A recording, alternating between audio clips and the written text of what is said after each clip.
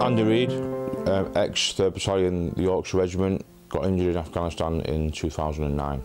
Right leg below knee, amputation, left leg above knee, right arm above elbow, and fracture or injury to the left index finger.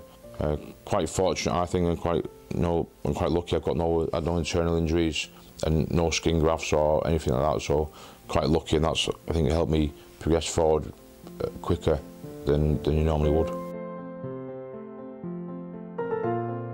I remember being in and out of consciousness, and for some reason my camera and my diary become the most important things in my life. And I remember telling the guys, right, I want my diary and camera, and I want my diary and camera, and they said, okay, we'll get them for you. On my camera I've got pictures of Claire, pictures of my family, pictures that I'd taken while I was out on tour. And the OC from our battalion had asked me to write a diary, and I'm really grateful that I did, because it was really good to be able to write everything down and get it out of my mind, and obviously that's now formed part of the book moving forward. I've been writing to my cousin Carl while I was out on tour in Afghan, and I said, I've met this girl Claire, she's absolutely amazing. So when I get back, I want to marry her. I want to get down on one knee and propose to her properly, and I want to be able to walk down the aisle as well. So first of all I thought, well, how am I going to achieve that? When I first went up onto the ward, I thought, well, I'll set that as the biggest goal that I want to achieve. You know, you need something to aim towards, so I put that right up there. You know, got Claire up by the hand, made her stand up, and then I knelt down, and I left the ring in my left-hand pocket. So when I was trying to get it out, I was wobbling around all over the place. But you know, I asked her to marry me, and she said yeah. So I was absolutely, you know, over the moon about it. You know, she's been. Well, I wouldn't have got where I am today really without Claire by my side.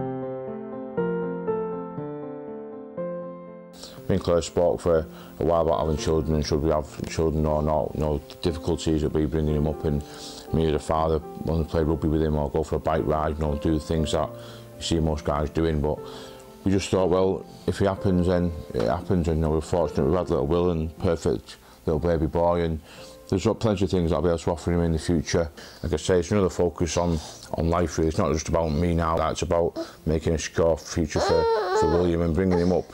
You know, it's difficult times in the country at the moment, and I'm quite thankful and grateful that, unlike most fathers, I can stay at home with him, I can spend a lot of time with him, and he'll have my influences growing up.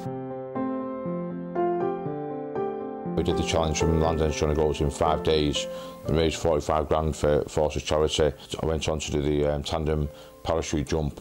And then more recently, last Sunday, I did the Washington DC Marathon on my mountain bike. I've got an adaptive mountain bike with stabilisers. You know, the support that they get over in the US for the force is absolutely amazing. You just sat having a cup of coffee and someone will come over and say thanks for your service.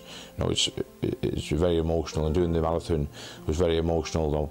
And they're all lining in the streets, and when you're coming past on the bike, they shout, look at that guy on the bike, you know, go, and you know, our Americans shout and cheer.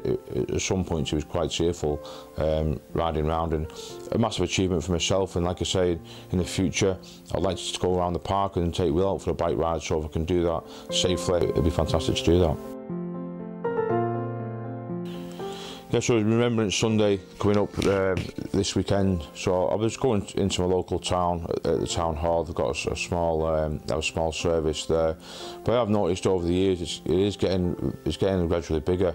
I think the very younger generation of young soldiers who've been to Afghanistan, so there seems to be a lot of younger people there, which is absolutely fantastic, you know. And yeah, I'll be thinking of Private Bush and St Valentine, and then you know the 6 members of the Yorkshire Regiment who were killed in the Warrior in 2012. You know, I'll be thinking about those guys as well, and also thinking about my granddad. You know, who served in the Second World War. In their honour, I've got to keep moving forward and doing as much as I can. Now, I don't really dwell much on that. What's happened has happened, and you've got to keep moving forward. And if you're trying to blame someone for what's happened, you know, it's not going to help me out. I kind of just accept the responsibility for myself. At the end of the day, I joined the army, so ultimately the blame lies with myself, and that's helped me move forward.